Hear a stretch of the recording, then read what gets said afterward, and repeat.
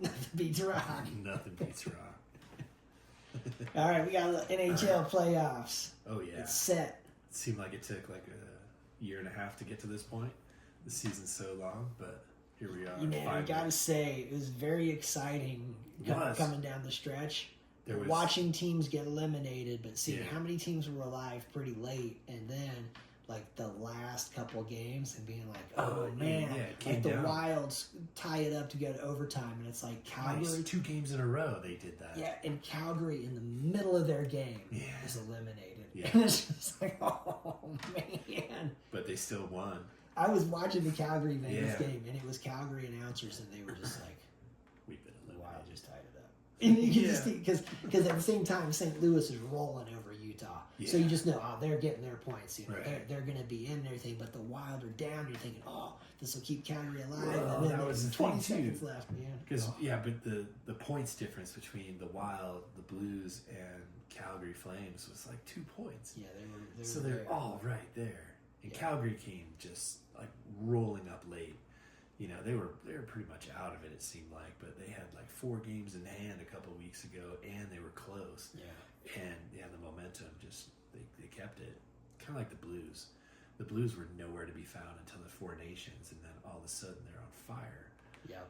Minnesota's kind of good, and then they kind of limp their way to the finish line. Yeah. So they might not be that tough in the playoffs unless they've got a second gear. Yeah. Yeah, we'll see. Well, okay, so we got in the Western Conference, we got the Jets and the Blues. So President Trophy winner against the Blues. I would not be excited to play the St. Louis Blues right now. Yeah, it's a crazy matchup. They're flying. Hellebuck and Bennington. Yeah, rematch. Damn. Yeah, I don't know. I think 7 games. I don't see that one getting solved in 4 or 5 games. I'm going to go with the Jets in this one. I think the Jets win that game on paper. In real life, I think St. Louis is going to be tough. Yeah, St. Louis is going to be tough. But that's what I mean. I don't think it's going to get solved in 5 games. I think that's 6 or 7 games. The Jets have somebody that's going to get in front of that net, mess around a little bit, and all of a sudden change the series. Yeah, Bennington's tough, though. Get a little cadre on him. Yeah. Bennington will swipe you with a stick. He doesn't put up with that. Yeah, so, he's like, I learned my lesson. I'm going to hit you with a water bottle, too. Yeah. A water bottle. Yes, I'm gonna pick the Jets in that series. I am too. Man. I am too. I think that St. Louis is going to be very tough out. Yeah, I think 6 games, 7 games for sure. That's a good first round matchup. Yeah. All right, and then we're moving down to the Stars and the Avs. That seems more like a Western Conference Finals than a first round. That's a crazy matchup, first round. So Ottinger and Blackwood. Yeah. Unless Wedgie gets in there to do a little bit for the Avs. Who knows? Yeah, maybe they'll use both. Man. There's not much of a drop-off between the two, it seems like. So if something happens, they'll throw them in. I hate doing it, but I'm going to pick the Stars. Yeah, are you? I am. My problem with the Avs is the problem that I've had for years is I don't think they're gritty enough. I don't think they're mean enough. Like, you go back to the first year they won it, and like Adam Foote was just bloodied up. Not to mention what he did to the other guys. You know, and it wasn't just him. It was like, 10 it was guys the entire team. Yeah. They were so tough. So scrappy. They were physically tougher than the Wings, and that's why the Wings had such a hard time with the Avs. And the Avs are super finesse. They've got so much offensive talent, so much skating ability, stick handling ability. But you need to be tough and mean. You need to finish your checks. Because it doesn't pay off right away, but it pays off in game 4 and 5 when those dudes are like, "Oh, I don't want to get hit again. I don't want to go into that corner. Yeah, I'll let you have it this time." Yeah. And I don't think they're that tough. They've gotten tougher with the trade deadline. They definitely did pick up some people that are meaner and tougher, but Lindgren comes to mind. Brock Nelson is tougher. And they've got some people, but they're just not across the board like every day. It's not completely their style. They're talking about Landeskog playing, which is really interesting. He is also tough. I don't know what he'll be like after missing, 2.5 seasons. Yeah. Is it 2.5 or 3? It's been 2 full seasons for sure. Two full seasons, yeah. Yeah. So, 2 full seasons, and then this season, and now the playoffs that he may be returning for. So and he could play on Saturday. Three he's regular on the roster. seasons. Yeah, 3 regular. He's on the roster according to ESPN. I checked that out today. So yeah, I think with McKinnon and Makar, you got to think the Avs top end is better. Yes. From there, the depth, the toughness, defense. I think all 3 lines are better than Dallas's 3 lines, not on a given shift, but over the course of 7 games. Okay. I think they're better, but Dallas is just sneaky, mean, tough. They seem to get some funky bounces. Or they're gonna slash you. They're gonna slash you. They're gonna do all the little things that get under your skin and take you off your game. Where the Avs don't seem to do that. Right. You know, I look back at like Claude Lemieux. He's just mean as shit. Like like you were gonna get hurt. You know, maybe not on camera or not in front of the ref, but yeah, he was just gonna do stuff to you. And Dallas has a whole bunch of those guys. Jamie Benn right at the top. He'll do it too. And the Avs across the board just don't seem to have that, that nastiness. Did you know that the Dallas Stars were the team that drafted Nichushkin? Yeah. So you got to really watch Nichushkin this series. Nichushkin should have like a burr under his saddle to get them. Joe Sakic should just basically babysit him the whole way through this to be like, the Stars know his weakness. Yeah. Right, keep him away from that. Right. Yeah, they should be doing it all season. Oh, they're going down. Game 1 in Dallas. Everybody's, they're in the hotel. Everybody's in their rooms. Yeah. Yeah. Hey, Val. Yeah. What you got going on in there? We got a goodie. I saw you down in the lobby. Like, uh-oh. We got a welcome basket for you. Russian hookers, yeah. Blood and vodka, shit. I'm in. I would say... He's been in 2 years in a row. He's a question mark, man. Let's not make it 3 in a row, man. Come on. Please don't. No hat tricks on that. Let's see the. I'm gonna pick the Avs. All right. I think they're gonna outplay him, but I think that's a toss up. It's a very tough first round matchup. Definitely. It takes you to the Kings and the Oilers. That's another. Ooh, there we go. That's another mean first round. I'm going with the Oilers in that one. I am too. I really like the Oilers. I think they're just tougher. I think they are better. And Connor McDavid, he's just amazing. If you can watch one game, and if that's the only game on, watch it. Like, he's so amazing to watch. Yeah. Just at any moment he could just go coast to coast through all 5 players and the goalie. Yeah. And you're just like, how did he do it? Yeah.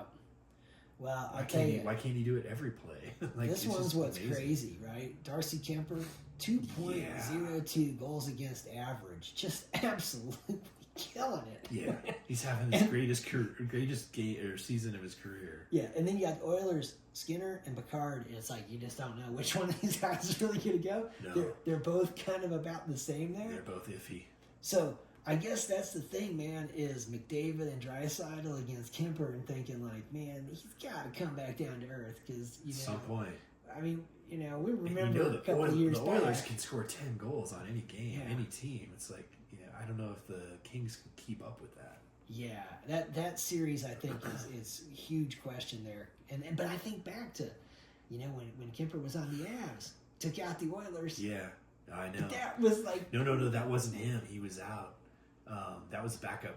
Francois, something like that. Yeah, Francois, that's it. Yeah, he played that because Kemper got hurt because we swept him and he didn't play any of those games. Swept him. That's right. Yeah, he didn't. Kemper didn't play any of those games. He played all the other games, and it was just like, oh my god, he's like laying down on the ice 20 feet out of the crease. I know there were a few times where his movement in the crease, I just thought, oh my god, I mean, that's wide open, man. Yeah, we watching Slapshot, the movie. Like, he was so all over the place. But yeah, that series against Edmonton, he didn't play. Yeah. Okay, so I'm going with the Oilers. You're on the Oilers. Yeah, definitely the Oilers. Okay. Yeah. I don't think Kemper can keep it up. Can hold up. I don't know. I know he's having the greatest season ever, but I don't think it'll last. Okay, so we're both on the Oilers. And then we're going to Las Vegas, Minnesota. I hope they both lose. This one, Yeah, I mean, I'm going with Vegas. I think Vegas will outplay them. This is probably on paper, it looks like the least competitive of the 4 Western Conference series is going to be Vegas against Minnesota. Minnesota just looks like the wheels are coming off the bus. They're trending down. They barely made it into the playoffs. If there were like 5 more games for anybody, they wouldn't make it. If there was 2 more games, I think Calgary catches and passes them. Like, they barely made it in. So, maybe they'll surprise everybody, but like you said, I think the wheels are coming off. Yeah, this one just looks Vegas like Vegas is just the better team. Yeah. That one I'd be surprised, like 4 games to 1. Yeah. Not surprised if it's I can see Minnesota winning a game. I don't think they'll get swept, but 4-1 sounds pretty reasonable. Yeah. All right. So we'll go to the East. The Eastern Conference. Okay, so we got the Maple Leafs against the Senators. See, this is tough because the Leafs. Maple This is not Leafs, an easy matchup for the Maple Leafs, man. The Maple Leafs have a history of just taking the first round. Yep, they got that. They're loaded. Like, on paper, there's no way they should lose 4 games to the Ottawa Senators. Right. But they could. They could, man. I mean, I'm going to pick the Maple Leafs just because I think that, coming off the 4 nations and the success, and I don't think they're going to go really far, but I think they're going to definitely get out of the first round this year. At least what we know in that one is a Canadian team is going to be moving on. So right, the Canadian team will not. I mean, they'll get eliminated, but at least one will move on. Yeah, I know. So with the Maple Leafs, Wall's their goalie, and the Senators have Ullmark. And I'll tell you, man, Ullmark a couple years ago impressed me when he was playing for the Bruins. I just remember thinking that the way that dude moved in the crease, that he was so smooth and everything. Just like he played for the Sabres for a while and didn't have great success there. Yeah, I've been a fan of his, but he can be fickle, and everything. So I think goaltending wise, I kind of think he's up for this challenge here, and then but Maple Leafs are loaded offensively. That's kind of the problem. Yeah, they got a ton, and so we'll see because Brady Tkachuk and then Sanderson. That's the guy who also he played impressive. on Team USA and he had a goal against Team Canada, in that last game, and so. And Brady Tkachuk is built for the playoffs. He is built really for that. is, man. This hockey. has him all over it. Yeah, but there's only one of them, so I don't know. I think it's a good matchup. I think it's a really good matchup. Maple Leafs have more. Yeah. But they have a history of they not getting it done. Yeah. I still think the Maple Leafs, but I do think it's going to be a good series. I don't think it's going to be an early out. Right. This looks like a tough battle. So we're both on the Maple Leafs. Yeah. Okay. And then we got the Lightning and the Panthers. Oh, this is another one. It's another one. Just like Stars Avs. Yeah, it seems like it should be really? the conference championship game. That's tough. Vasilevsky and Bobrovsky. Yeah, two of the best goalies. On any given day, they're the best goalies ever. Yeah, man. Like, they're just unbeatable. Yeah, this is quite a matchup. Yeah, this one, I'm not really going to pick this one based on who I think's going to win. It's more like who I want to lose, because they are evenly matched, and those goalies could win games that they're not supposed to win. Yeah. I'm going to take the Lightning. I'm going with the Lightning too. The garbage of Tkachuk's at the 4 Nations and getting injured, it just soured me on them. Even more than I didn't like the Panthers before. And then they picked up Marchand, which is like the ultimate just like shithead of a player. No, I don't want them to win a single game. But they have a goalie that can win them 4. I mean, that's what's so crazy. I mean, that matchup of goalies is really awesome. And Matthew Tkachuk, that was the question mark I have for the Panthers. It's just like, and I have no idea. I know they're saying he's going to play, and I know he's kind of saying that, but he also was saying he's going to play against Team Canada in the finals. And how'd that go? You know? And thinking, and a groin injury is so tough. It may still be lingering. Yeah. Well, it's okay when I'm just skating around at like 10% of what's going to really go on in a game, But you get into hockey, like playoff hockey, and it's 100% all the time, full speed. That groin might not hold up. Or it might hold up for one period. Wouldn't it be crazy if, like, somebody in the Lightning, whoever their badass is and everything, like, Kachuk comes out to take that first face off. Boom! Wham! Let's see how that groin's feeling. Yeah. Yeah, and it's weird, too. He got hurt in the oddest way. In a fight. Such a mistake. That fight, I know, man. Because, like we said it before on here, man, is that fight lasted a long time. Sure. It just makes me think that the effort that was put in to that fight was really, really high. Yeah. And that the strain. Well, and the effort that went in. That's how how he got hurt. It's just like, man, that effort started like 2 days before the fight. Like, it was planned. Yeah, his thumbs were sore from texting everybody, man. I don't know. Yeah, I'll be interested to see like how he if he does play, what he looks like, how long he can play, how many minutes can he contribute, and the matchup of the two goalies. Oh my God, that's a tough one. And it's I mean, they could be 0-0 in the West. games. It would be the Hellenbuck Bennington, where it's just like, man. Yeah, both of them. They could turn it on. Imagine, I mean, if the Russian team were in the Four Nations. Yeah. Vasilevsky and Bobrovsky are both Russians, right? I believe so. So. Yeah. Choose your poison. Who's gonna pick, man? Yeah. It's like back when Canada had, what was it? They had Roy, Brodeur, and Belfour. Yeah. Damn. And they had a few others that they could have. Yeah. So they've got some pretty deep. Oh, all right. Martin Brodeur as well. Yeah. Did you say who? Yeah, Brodeur, Roy, and Belfour. Yeah. So. And it's crazy how that went between those three, because I always thought Roy got the best of Brodeur, but Brodeur would get the best of Belfour, but Belfour would get the best of Roy, where it's like, man. Yeah. Yeah. And the trash talking. Just like, you gotta be kidding, right? The goalies trash talking each other. Yeah. Pretty. Kind of missed that. Pretty epic. All right. So, Lightning. Okay, so we're on the Lightning there. And then we got the Capitals and the Canadiens.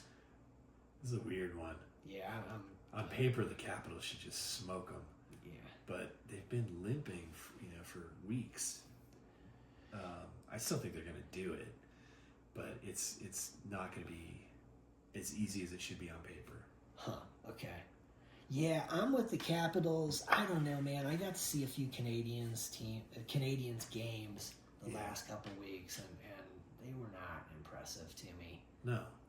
And like we were talking about a little bit earlier, their power play especially was not impressive to me. And seeing like it's sort of the beat your man kind of thing. It doesn't seem like an organized effort. Yeah, like how much trouble they have just getting through the neutral zone, getting the puck in, and establishing it in the offensive zone. Right. Watching teams like Edmonton, that awesome play they have with McDavid, and how the Avs are doing that with McKinnon. And now it's like, man, it's like, well, guess what? Not everybody has dudes like that who can just take that puck, use that speed, boom, zip through there, and run this play.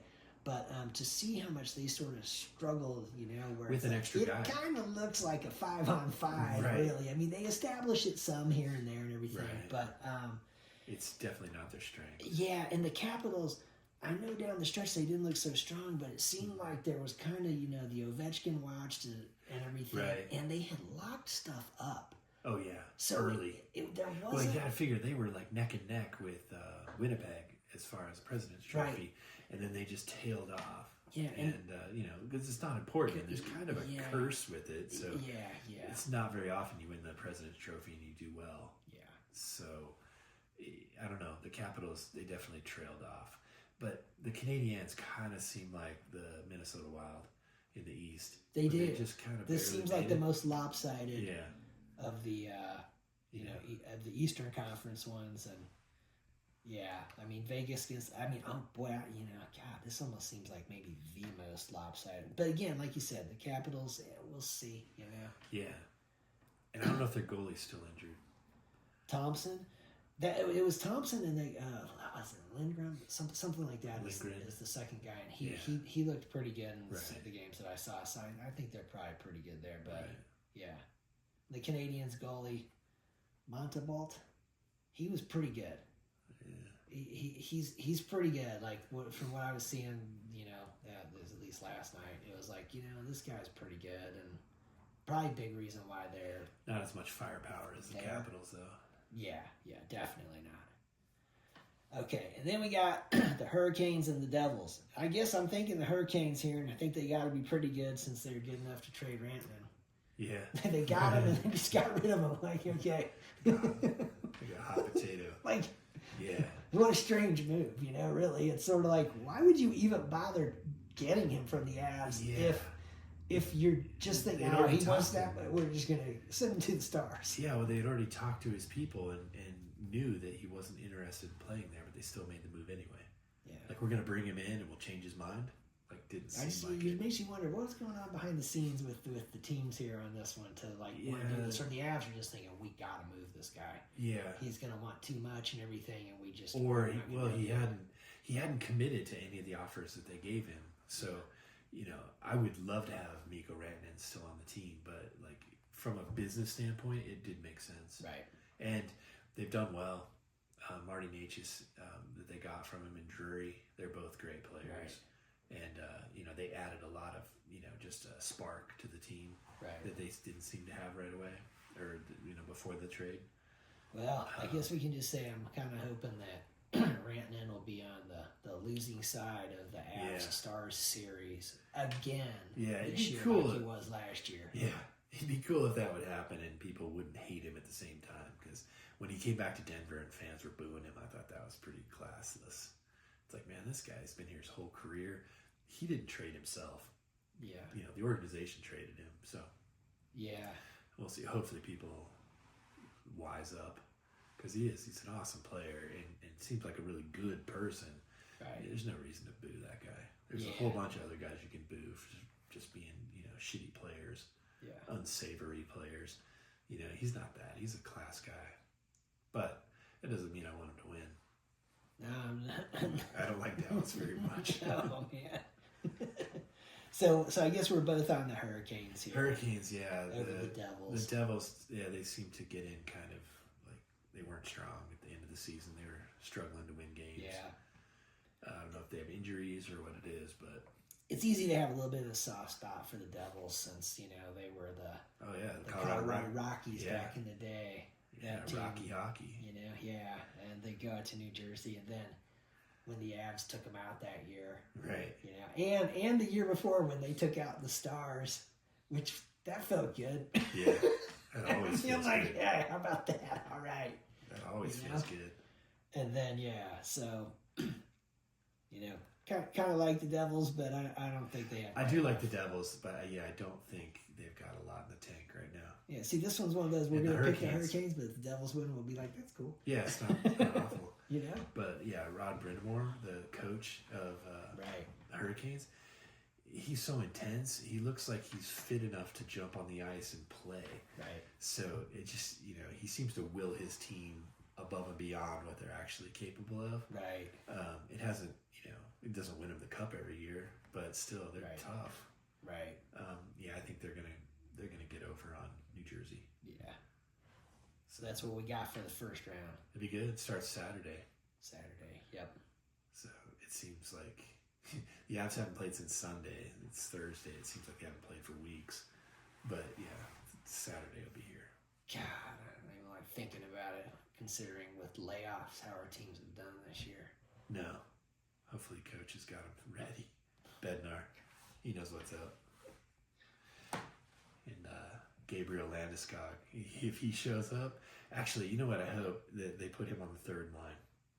You can't mess up the chemistry on the first or the second line, and he can't be fit enough to play on the first or second line. But if you put him on the third line and you've got that kind of ability out there, and maybe put him out in the power play here and there, like he could be a huge boost. But he can't be like we're going to ride him to the cup. But man, he could be like that missing link kind of a player that just brings everything together. Finally, the captain's on the ice. We haven't had a captain for 3 seasons. The reports have been pretty positive. Oh yeah, about he played AHL game for the Eagles, and they said he looked good. Yeah, he got in a couple of tussles. He had guys in headlocks, and he was playing hockey. Yeah, he wasn't just out there skating around, waving to the fans. He was playing. So, and they won both those games. Yeah. So, and hopefully he's ready. Because what an odyssey to like just be out for so long. Yeah, freaking injury. So what I read about, it was McCarr's skate. McCarr's skate cut him. Yeah. Yeah, just a freak accident. Yeah. And then somehow that led to cartilage damage. I don't know if he had the damage first and the original injury just exposed it or what, but whatever it is, it must have been, like maybe years. Just where that skate got in there, because you think like the shin pad, knee pad thing is pretty burly, so you think, man, where did this get him? Was it kind of on the side or on the inside or something? Or maybe the back of his knee, I don't know. Like this is, I don't even know exactly where it is. I know there's a documentary about it. It's like The Clean Sheet or something like that, but I haven't watched it. So that might be interesting to see, like, because there's enough padding there except for the back. Yeah, so it's weird. Yeah, very, how he got injured. Very, very odd. So we're rooting for him. But severe injury to miss, that many games. Yeah. And he's not, obviously he's not a quitter. Like he could have just hung it up and been like, had a good career, won the cup. Yeah, won the cup. But he's been battling. He's been doing all the, the PT, everything to, get back in there. So we'll see. Yeah, I'm definitely rooting for him. Yeah. He could have a huge impact on the team. Yeah.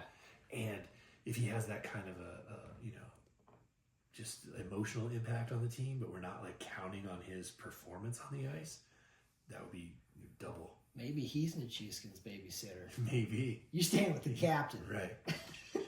You've been upgraded. You're in the captain's suite. He'll have you in a headlock for like 20 hours a day. He'll let you out to play hockey. Yeah, that's such a wild card. Nichushkin is so talented, such a game changer. But man, he can't screw the team 3 years in a row. Oh my God. And you got to think, like, both of those players. That sounds like a Nichushkin hat trick. I know. It's the worst kind of hat trick. But you look at, like, because we've talked about this with Landeskog and with Nichushkin, the team could have kicked both of them to the curb. But there's something about, like, it's obvious about Landeskog. He's the captain. Not so obvious about Nichushkin. But everyone loves him. But everyone loves both of them. Yeah, their presence. That it's just like, oh man, we love being around this guy, and everything. So if both of them suddenly came back, I mean, who knows what it'll do? You got to get through Dallas. Yeah. But yeah, it's a good sign. Yeah, it's going to be big. The Avs are pretty loaded, and if they get Landeskog on top of that, and he's anywhere near what he used to be, it could be a huge, huge boost. Yeah. Look forward to it. Yeah. All right. Anything else from the Paris-Roubaix? Got a little bike racing. It was fun to watch. It was fun. I told you because when I turned it on, Phil Liggett was commentating it, and I didn't expect it. Right. And Phil Liggett's one of those guys that he could just read like words out of the dictionary, and it would be cool. It's kind of interesting. Yeah. He's like, you read the description, it's a verb, and you're like, oh man, it's Phil Liggett. He's got that voice, Yeah. And like classic, like you could put him up against, like Howard Cosell in football or, anybody, right. And, your favorite broadcaster from any sport, Vin Scully, for baseball. He's just got that. It's like when he's there. And I thought maybe he'd retired because there was all that talk at the end of last year. And then, Two seconds into it. If he's going to be doing the tour this year. I don't know. But yeah, I mean, the fact that he called the Paris-Roubaix was just like, oh my God, it was instantly cool. Yeah. And Bob Roll's there too, and those two are pretty funny because Bob Roll just cracks himself up. Right. And then laughs at himself, and then, but it was fun to watch. And it was a cool race. Pogacar did wonderful. Like everyone wanted him to win. I wanted him to win. It just didn't quite happen, but I think he outperformed what most critics, predicted. Right. Like he was there at the end. Yeah. I think he overshot a corner, and it was maybe the motorbike had a little bit of play into it, but I think he was just like on the edge, right, and just missed a turn. Right. And that's all it took. One misstep, and Vanderpool is so good. He's kind of a RoboCop sort of a rider where it's like you only get to make one mistake and that's it. Yeah. And this was it. Yeah. I mean, definitely some of the cyclocross races with Vanderpool. Think of how mentally tough cyclocross is. Yeah, very, very impressive to watch him. I mean, he's like a 7-time world champion at cyclocross. Is it? I'm pretty sure. Whatever. I know the races that I've seen of him. Oh, and it's normally little clips, and everything. Here he comes. Here's Wout Van Aert, and they come into a barrier section, and he's bunny hopping the stuff, and Wout Van Aert crashes in it, and it's just like, And Wout Van Aert is a star all by himself. Yeah, he is. The difference between the two is noticeable. He's a monster, but Van der Poel is just like, man, this dude's bike handling skills. And his just overall power is awesome. It's impressive. So, yeah. And those two were just head to head. It was just those two. Everybody else was 2 minutes behind him when it wasn't a full on crash. It was just he overshot the corner. Yeah. And then he got tangled up in the barrier, and then his bike chain got messed up, and then he needed a new bike. Yeah. It just took too much time. Yeah, and then the flat. He had a flat after that. That kind of let all the air out of everything. Change. Yeah. Yeah.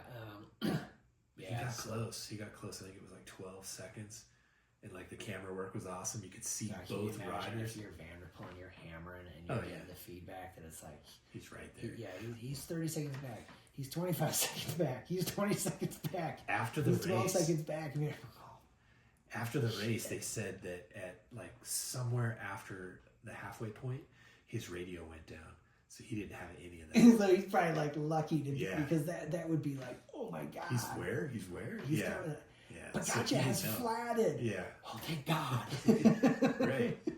Yeah, it was after the race. Like he had no communications. He had no idea what was going on. It was just hammer. Yeah. Get to the finish line first. So maybe that helped him. Like he said, 0 distractions. Right. But pretty amazing. Yeah. 3 times in a row. I think that's right. I don't think anybody's done it more than 3 times in a row. Yeah, because you need some good fortune in it. You absolutely. Just do, and it's everybody crashed except for him. The number of crashes, the number of flats that happen in this race, and he had a flat that but it was late. But he didn't crash, and I think everybody else technically crashed. Some much worse than others. Yeah, like Wout Van Aert went down before I started watching it, and he was just bloody. There's a lot of guys that were just beat up. Yeah. But Van der Poel. Like that's one of those where it's like you're gonna get messed up in this race. And that's what most of the critics were saying. It's like why would Pogacar do this? Yeah. Because he's jeopardizing the tour or something. His tour. But what's going on in his mind is I've won the tour. I haven't won this one. Exactly. And that's pretty much word for word what he said. I haven't won this one, and now that he's done it, I'm definitely coming back. Yeah, so. Because pretty much all of the I wasn't shooting for number 2, man. No, definitely not. But number 2, big smile on his face. He looked just fine, even though I'm sure he was cooked. Yeah. Oh, and there was one weird spot too where they gave him he was cramping, and they gave him one of those little shots that's supposed to just taste awful. It's super salty, and all of a sudden, within minutes of taking that, he completely balanced out, no more cramps, and then because there was maybe 4 or 5 minutes where he's looking over his shoulder, putting his hand up, and they're like, "What's wrong? Does he have a flat?" And his car couldn't get to him because the roads are pretty narrow, actually really narrow. But they did get this shot to him, and they talked about it later, right after the race, what was that? Right. Did he actually dope right in front of the cameras? Or no, he took this stuff, and he just said it tastes just god awful. Right. Salty, weird, syrupy stuff. But it just pretty much kills the cramping. Right. Because he was a completely you could just tell he wasn't right for 4 or 5 minutes, and then all of a sudden it was gone. He was right back to where he was. Right. So pretty amazing. Pretty stuff. crazy, yeah. They called it. They said there's brands called Hot Shots and maybe another one. But they're just for as soon as you start cramping, it's got all the electrolytes in it that will just immediately hit you and that's super interesting. Yeah. So, but it was a very cool race, and it's it's 250 something kilometers. I think it was 5.5 hours. Yeah. Of just being beaten on. When they show slow motion, you just see their arms, just the muscles just rattling. Yeah. See their chain barely staying on. It was pretty. Pretty messed up. Pretty gnarly. And fans waiting 3 days, on these little cobblestone sections so that they could be there. Yeah. Kind of like the mountain stages in the tour. So it was pretty, chaotic and lots of screaming and yelling. There's lots of good fans. Don't be throwing water bottles. Except for the one guy. But yeah, that guy's in jail now, so hopefully no one else gets any wise ideas. Yeah. Oh yeah, they wanted to charge him with manslaughter. I saw that. Yeah. It's like, I don't know if manslaughter's right, but assault is for sure. Yeah. Manslaughter sounds a little bit overkill. yeah. Maybe going a little too far there, but right. Yeah. So anyway, and there was a 19-year-old from the UK who was super impressive, like Brennan. I kind of forget his name, but he was right there in the top 20 with 40K to go, and then all of a sudden he remembered he was 19 years old and his whole body just slowed down. Right. But he did still finish 44th out of 200 riders. So impressive. He is someone to watch. Right. Because he's a rookie, first year, 19 years old, and racing with the best riders in the world. Even though he couldn't finish with them, he was still there late in the race when there's only 20 riders in a very select group. Right. On one of the physically toughest rides. Right. Pretty flat, but it's still very, very tough. Yeah. And to just go out there and hang, pretty impressive. Right. And I think he said too afterwards that he had never raced that far in his life. Right. So 200K was the farthest he'd ever raced, and that was right about where he just blew up. Where things go, yeah. I'm like, he'll get some longer races in there, so see what happens to him in the next year or two. Yeah, that's pretty cool. It could be another one of those, because Pogača, he's only 26, I think, and Vingegaard, he's 26, 27. So yeah, I think Vingegaard's older than Pogača. 1 year older still, but they've been around forever, so it's like they hit the scene when they were 20. Yeah. So this could be the next wave. Yeah. This kid. That's what's interesting is that it's changed. It's not that whole. They used to hold you back a lot longer now, because he wasn't scheduled to do it, but he had early success, and somebody was injured, and they put him in there, and they're like, hey, go see what you can do. Yeah. And he was impressive. So yeah. Right. Pretty cool. Yeah, that's definitely cool. We got the Giro coming up here fairly soon. They've got a few other one-day races in the meantime. I don't know. Amstel Gold, I think, is coming up this weekend, or I think it's this weekend. There's some others, but yeah, I don't know if he's done that one yet. I haven't read about it. Mostly, all the articles are still about what happened last week. Yeah. So I'm not sure what's coming up or what Pogača's doing. Yeah, I think Pogača's doing that one. He's made all of these races 10 times more interesting just by being interested in them. I would have to say he's probably bringing a higher level out of Vanderpool too. Oh my God, because yeah. Out of everybody. Seeing what happened in the World Championships and realizing man, I need to be at my absolute best, or else he will beat me. Well, he beat him the week before in the Tour of Flanders, and that was another huge race. Yeah. And if there's any kind of really significant climb in it, then I don't have a chance against him. You know what I mean? He's gonna race up that like a motorcycle and be like, I'm never gonna see him again. Right. They definitely have their abilities. Their pluses, and they're different. They're so different. Yeah. So Pogača, if it goes uphill for any length of time, good luck. There's probably no one that's gonna keep up with him. Yeah. So, and you don't see any of the other tour guys doing these. You didn't see what's his name. Vingegaard wasn't there. Roglic wasn't there. None of those. So it's cool to see him out there. Everyone's telling him, "Don't do it. You can get hurt." It's like, nah, this is a bike race. Yeah, it's a bike race I've never won. Yeah, he's different. I'm sure right now he's obviously yes, the Tour he wants to do well, but the Vuelta he has not won the Vuelta, so it makes me think, oh God, man, he's gonna be ripping through Spain, man. Right. That could happen. Yeah. Yeah, so he's doing it different. You look at we've talked about it guys that just focused on the Grand Tours, and Lance Armstrong was probably the most focused on, won it 7 times in a row, even though he was doping. Almost everybody was doping, but it's still he did it. Yeah. Pogača's coming at it from a totally different game plan. Yeah. Doesn't just want to win this race 10 times in a row. He wants to win everything at least once, and that's just, I don't know, it's cool. Yeah. It's completely different. It's neat to see it, that it's that he's, because...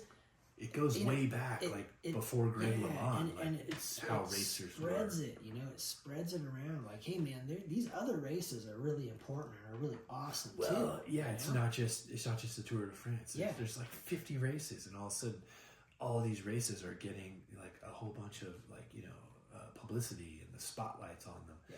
Just because this one guy keeps showing up. Yeah. Because it changes it. It's definitely. Because think about like all the early season races. They were on TV, but they're really hard to find. But all of a sudden, Tadej Pogačar's doing them, and it's like it's on Peacock. Yeah. It's like, well, you can actually watch this one. And so it's taken the cycling season that just seemed like the 3 Grand Tours and suddenly stretched it out for 6-7 months. Yeah. It's kind of cool. Yeah. And yeah, it does. It takes you back to the guys, before Greg LeMond, Eddie Merckx types that just raced everything. Yep. It's I don't know, Bernardino probably. Eno has won the Paris-Roubaix. Yeah. But there's a short. I want to say he's like the last guy I think that won Paris-Roubaix and won Grand Tours. Well, I think they had a list of 4 riders that had won the Tour and then won the Paris-Roubaix the next year. And that's kind of what he was shooting for. Like an Eno, it was Eddie Merckx, yeah. I don't know, maybe Anquetil, guys back then. That it's not Miguel Indurain, it's not Bjorn Aries, it's not Marco Pantani. No, those guys focused on different races, the big tours. It's pretty cool to see. Yeah, he's kind of a throwback in that way. And the thing is he's happy. Like, I don't think that smile's fake. Yeah. Like, he looks like, this sucked that I lost, but, I still did it. Yeah, I finished it. Fun. This is a hard race. Harder than I thought it was, but, man, I did way better than most people thought. Right. And a race that, on paper he has no business when, racing because he's little. And, he just crushed it. He is just such a badass, man. And I think a lot of it's just his own, mentality. Like, he's just like, no, I'm going to be good at this because I want to. I'm going to zip through this field. I know what I'm going to do and everything. I'm going to hammer these sections, Right. And I'm going to attack. Yeah, I'm going to attack way before the finish line, like stuff that they would never expect. Yeah. And he can make it stick, which is even crazier. 80K he can go and no one can catch him. That's why when they're seeing some of the Zone 2 Strava things that he does, it's like, oh. It's like, yeah. Like, is he on the motorcycle or is he on his bike? Yeah. Yeah, some of it's crazy. Right, that's so impressive. It's like, that's going to be hard to keep up with that, huh? Right. Especially when he puts in an effort to start it off with and everything, creates the separation, then just settles down, and he can do that all day. All day. Yeah. You can't keep up with that, let alone the acceleration. Yeah. And last week he was doing another tour. It's not like he just saved himself. Like, this is his one thing on the calendar. Yeah.